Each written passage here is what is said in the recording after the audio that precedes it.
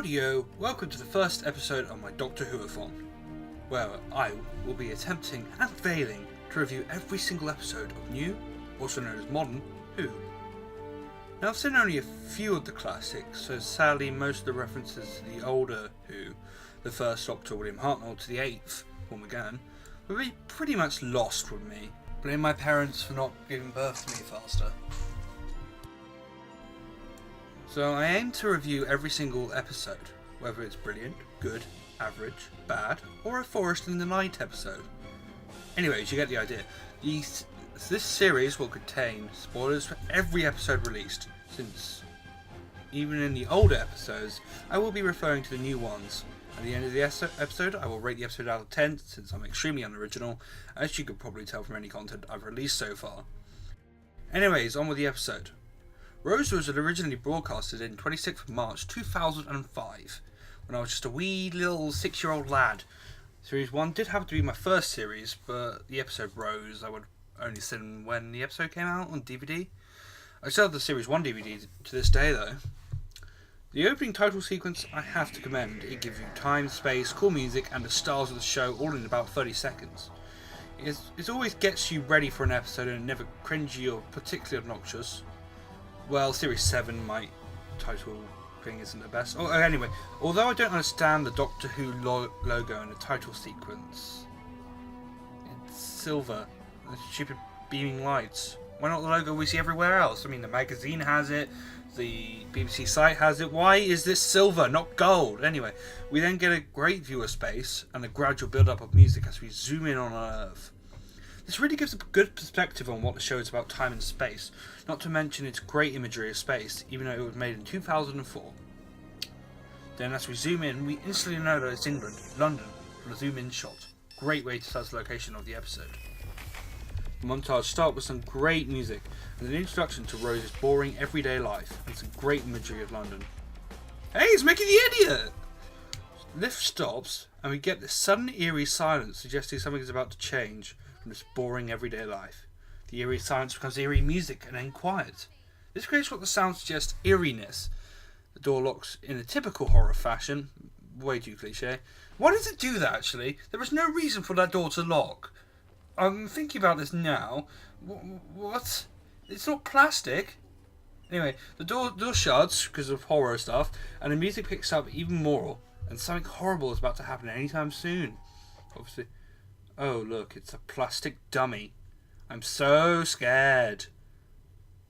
I know Doctor Who needed to appease the old fans as well as introduce people to the new Who, but why Autons? I mean, come on, they're not even the slightest bit scary.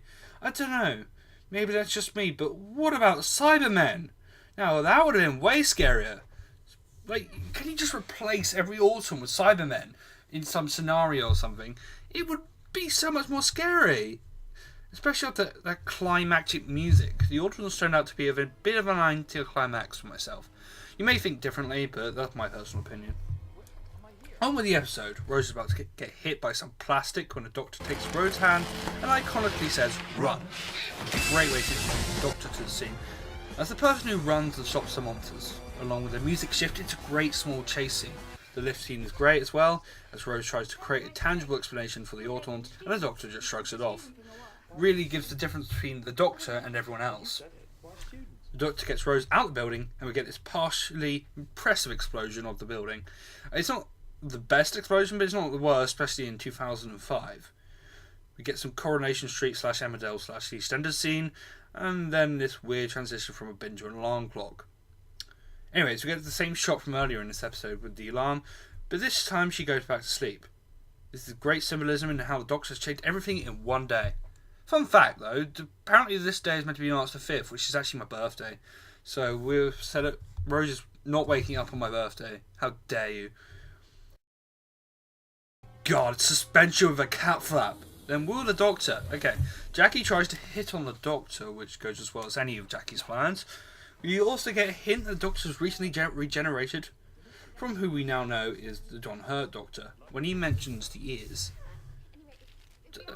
How big is John Hurt's ears? Why am I thinking about this now? I probably don't know, oh well. The Doctor does some tricks Why is that arm back then? It was in the bin.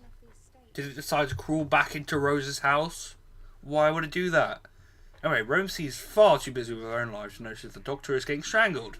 Rose gets a hand to the face, probably not the first time, and the Doctor stops it with his sonic screwdriver. It's probably just the arm and he was severing the connection, but can he use the sonic on the building to stop the connection? Maybe not, but that's just something maybe that should have been mentioned. Anyway, Rose and the Doctor then have this one-shot conversation as they move through the housing estate. This one-shot momentum scene adds twice as much interest to it if it had been stationary. I love how the Doctor's never stationary really adds interest to the scene. Stationary shots with a lot of exposition don't tend to be interesting. Watch the Star Wars prequels for any reference. Eccleston then gives a great performance of the world revolving around him. Then in typical Doctor fashion, he disappears.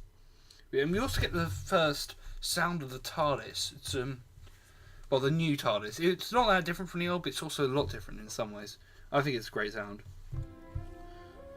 So Rose goes online in 2005, where the research machines are basically all Bing. We get some badly photoshopped Doctor faces in the photos. We find out a bit about the Doctor, which adds some intrigue to the episode, though. Mickey gets eaten by a bin, which is slightly weird to say the least. Then a bin burps. How does a bin burp? I expected more from you, Doctor Who. I really did. I mean, Slitheen farts for a reason. Bins don't burp. There is no reason why that bin should burp. Okay, how does Rose not see the difference in Mickey? It's not that hard to spot. Then how does plastic Mickey know how to drive? I've had enough of ranting about autons, I'm sorry. I'll just get on with the episode. The Doctor comedically takes the place of the waiter and takes Mickey's head off. Don't think that's gonna stop me. While some awesome chase music ensues. I can't praise the music enough. We get our first look at the awesome design of the TARDIS. And what a great job they've done. It looks a bit clanky, it's worn, but it's also magical in many sense. So they land in London, where they try and track their head that's melting. Don't know why the plastic head was melting. None of the other plastic stuff has melted. Why did Mickey's head melt when the connection was lost? Surely it should just stutter and stop. Okay. You were right, you are alien. Look, if I did forget some kid called Mickey... Yeah, he's not a kid. It's because I'm busy trying to save the life of every stupid ape blundering about on top of this planet. All right? All right. Thank you, Doctor. Some much needed sentences stated there. Alien, how come you sound like you're from the north? Lots of planets have a north.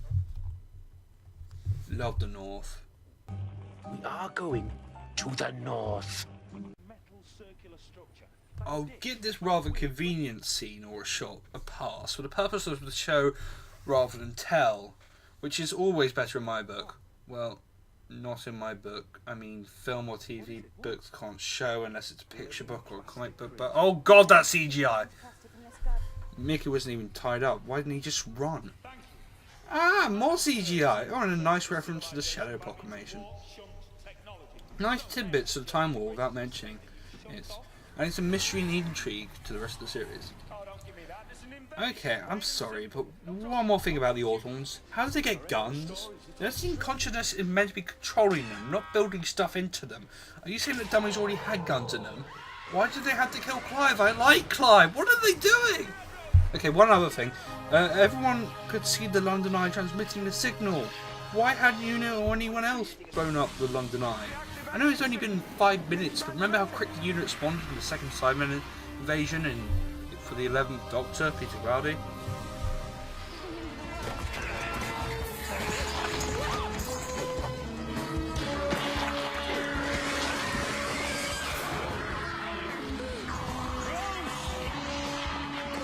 So they exit the TARDIS with Mickey hugging the target.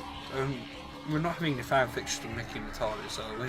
And Mickey cowers away and Rose is there and she says no. Why did she say no?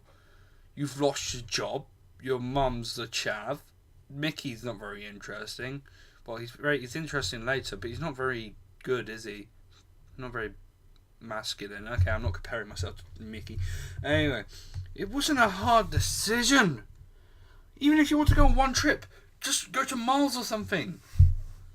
It's a space travel. I know it doesn't say time travel yet, but all the time, all the space, you can see aliens.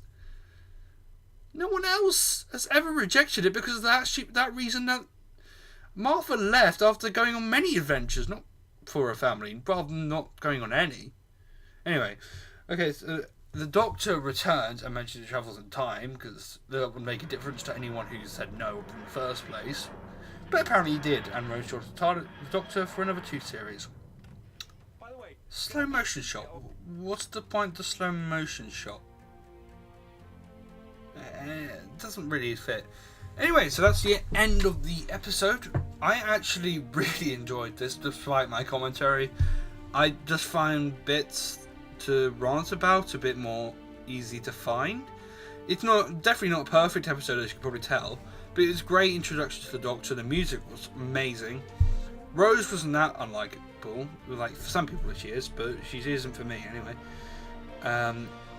Mickey and Jackie were kind of weak in this episode, but later on they do get a lot better. And the Autons weren't particularly the greatest, so this is why I'm giving the episode a 7 out of 10. It did a lot in one episode. It reintroduced the fandom to the new Doctor Who, and it introduced new viewers, and I think it did an excellent job with a few mistakes here and there. Like and subscribe.